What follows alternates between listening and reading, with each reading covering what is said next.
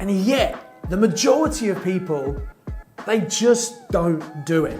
The problem is most people quit and give up or get distracted way before they see the results. Or even worse than that, some people don't even start. But do they really want to do it? How committed are they to take the necessary action, put the effort and time into it? Most people are not prepared, which is why they don't get results. The average person will try something, it doesn't work, I'll give up. I'll go back to the 9 to 5. I'll commit myself to working for someone else for 40 years of my life. You need to accept personal responsibility, because where you are now is a result of all the decisions you've taken in your life, good and bad. Hello and welcome to this week's episode of the Property Magic Podcast. And in this episode, I really want you to think about what I'm saying, because what I'm saying I believe is quite important. And I believe if you really get what I'm saying and you think about it and take action, I believe you could be incredibly successful. I believe you can achieve anything you want to achieve. But guess what? It's not easy. And really, this topic is all about how much do you want this? People say to me, yeah, I'd love to build a portfolio. I'd love to be able to quit my job. I want to build a pension for the future. All the reasons you want to invest are very valid.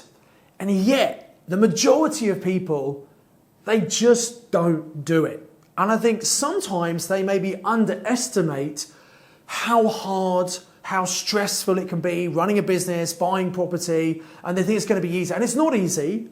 It can be straightforward, i.e. it's step by step by step, but you've got to keep going. And I think one of the problems is that we as society, we're conditioned, we have this microwave mindset. We want everything instantly.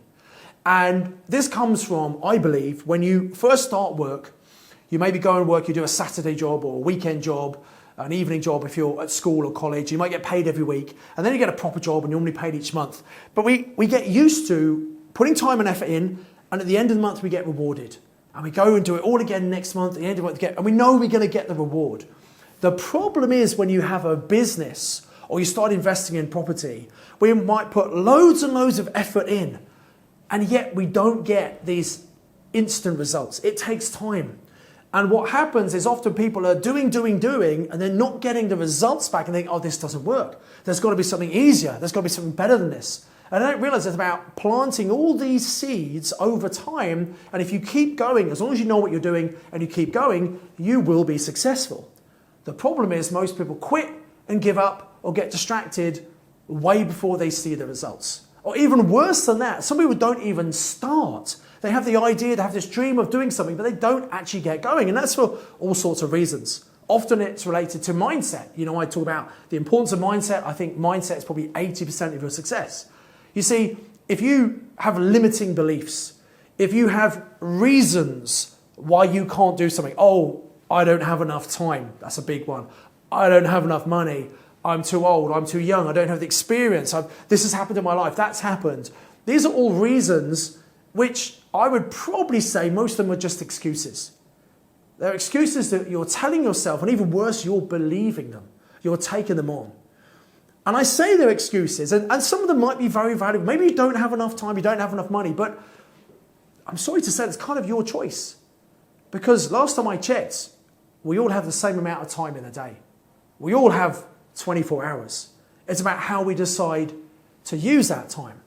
And I sometimes meet people who come on webinars and they want to do things, but they have no time, no money. And the tough truth really is, the tough love is, well, if that's you, you have no time, no money, whatever you're doing, it just doesn't work.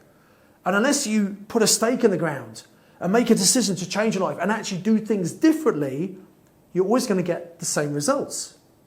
And I can say this because I've been in a tough place before. When I was lucky enough, I went to university when university was free, it was paid for by the government. I went in 1990 and I came out in 94 and I didn't have a job. My parents were living overseas, I couldn't go home to live. I was stuck in a really crappy student house. It had no double glazing, had no central heating. It wasn't great. Nothing like student accommodation these days.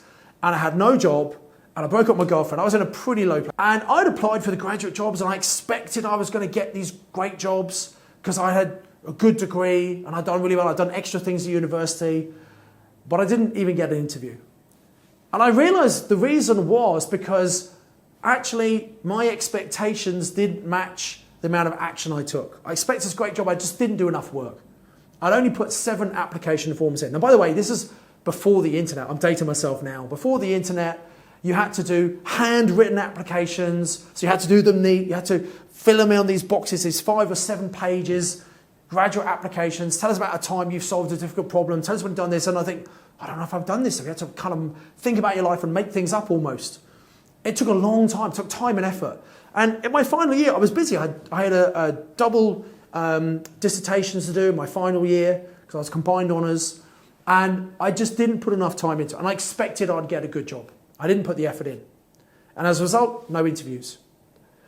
And my wake-up call was living in a crappy student house with no job, no income, in debt, no girlfriend. It was a pretty low time in my life. And thankfully, I said to myself, Simon, you deserve better than this. You need to do something different, something better. And so I wanted to get a graduate job. So my friends got good graduate jobs. I thought, I just need to do this properly. And instead of 7 applications, I did 77 applications. Now, I had to get a job because I had to earn money. I had to put food on the table. I had to pay my rent. So I did it on my evenings and weekends. I had very little social life because I couldn't afford to go out, and I had to get this done. There are deadlines you have to hit in order to get into the next graduate intake. So I had a limited amount of time to do this. But I really committed to my goal. That's one problem. People say they want to build a portfolio, but do they really want to do it? How committed are they to take the necessary action, put the effort and time into it? Most people are not prepared, which is why they don't get results. So as a result of all that focused effort, I got 7 first stage interviews, 4 second stage interviews, and finally 2 job offers. And I took the job at Cadbury's. Dream job, amazing. But I only did that because of all the effort I put in. So my question is, how much do you really want the things you say you want, your goals? Hopefully you wrote some goals down in January or December. Think about what do you want 2026 to look for. Do you really want it? Now, as well as the excuses, the mindset, maybe there's some other things. Maybe you have self-doubt. You think, oh, I've tried things before and it didn't necessarily work out. Well, that's happened.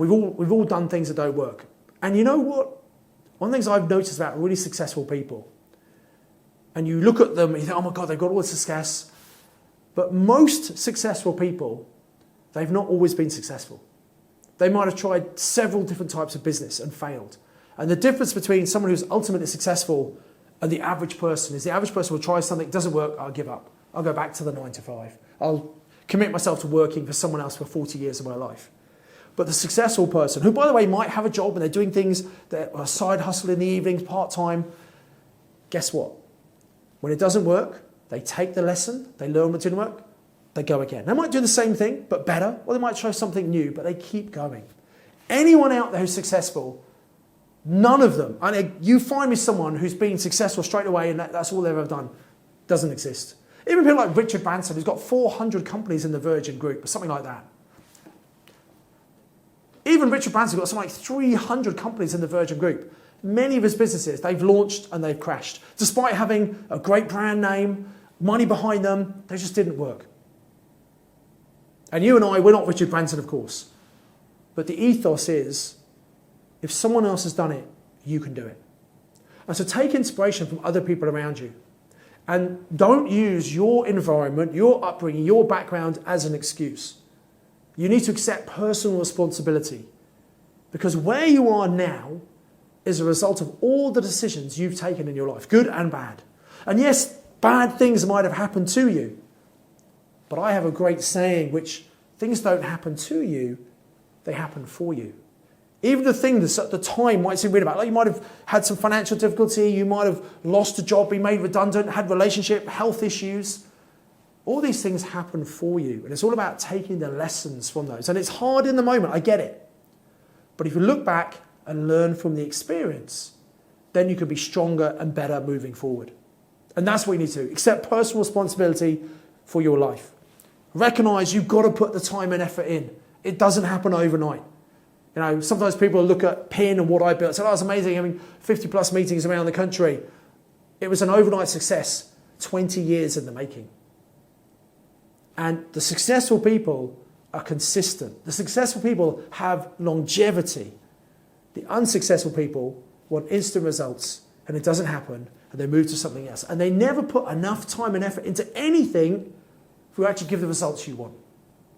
So my question again is, how much do you want this? And maybe actually the answer is, well, I don't really want it. I don't want a property portfolio. I'm happy doing my job, because maybe you're too comfortable. And maybe you don't have enough pain. Maybe you don't really like your job, you'd rather not do it. But the pain is not enough to motivate you to spend your evenings and weekends to find a solution, to replace your income so you can start spending your time doing what you want to do. And some of those people look at me and say, it's easy for you, Simon, you got money, you got businesses, property, etc. I'm telling you, it wasn't always that way. And I think you've got to believe in yourself. You've got to back yourself. Because if you don't believe in yourself and back yourself, why would someone else? The way you can do that is get around other like-minded people. Get yourself to people. Watch videos like this. Listen to inspirational podcasts, audiobooks, and every successful person has come through defeat, failure, let down, but they've just kept on going. I'm sure you know the story of Sylvester Stallone.